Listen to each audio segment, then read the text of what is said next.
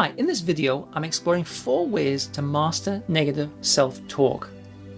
Now, negative self-talk is disempowering, it's stress-inducing, it's mood-lowering, it's anxiety-raising. It doesn't really have any useful function.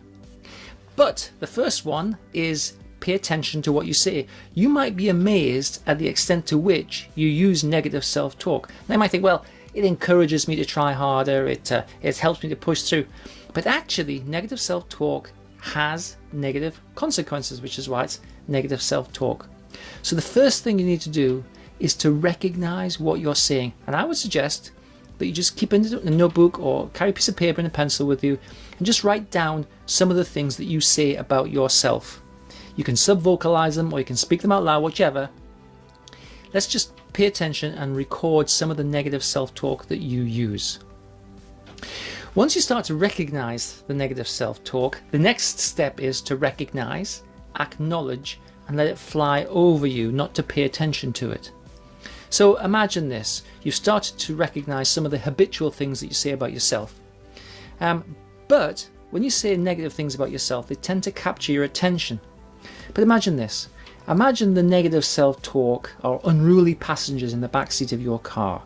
And they're constantly talking and they're constantly saying things, but you're continuing to drive efficiently, effectively. So you can hear them in the background, but you're not giving them any attention because you have a more important task to do, which is to keep your car on the road. So the second strategy for managing negative self-talk is to recognize it, to acknowledge it, but not to give it any attention, because you've got more important things to do in your life. The third way of managing and eradicating negative self-talk is to stop using negative words and instead to replace active positive words.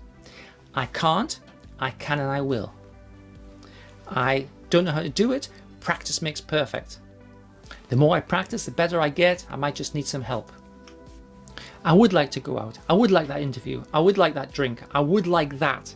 So I would like rather than I don't like. I will or I am smart, I will do that. Next time or sometimes, next time it'll work out better, sometimes things come and sometimes things go.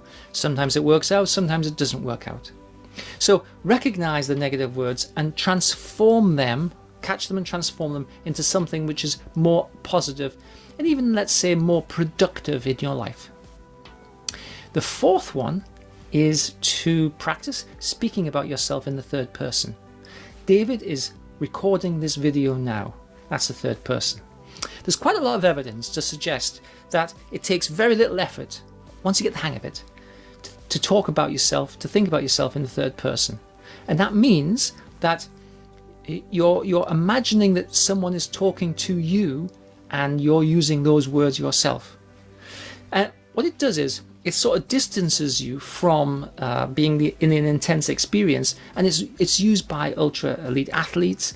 It's used by people who want to manage things such as depressing states or anxiety states, and it has quite an emotional regulation characteristic to it.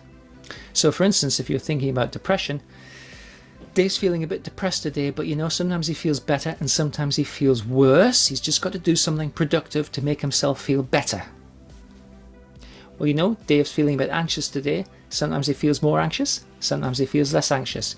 But he definitely knows that staying in bed always makes him feel more anxious, and getting up and doing something constructive always makes him feel less anxious. Come on, Dave, get out of bed, do something constructive. Dave doesn't like going for exercise. He's a bit lazy in that respect, but you know what? He always feels better after he's done the exercise. Come on, David, it's time to get up and do some exercise because you'll always feel better afterwards. So we speak about ourselves in the third person. It's good for stress busting. It's good for fighting strong emotions which suck us in and make us lose self-awareness. And it's actually a useful strategy for getting through difficult experiences.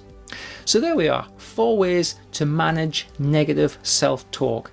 Practice with these and you'll find them that are really helpful. Thanks for taking the time to watch and listen.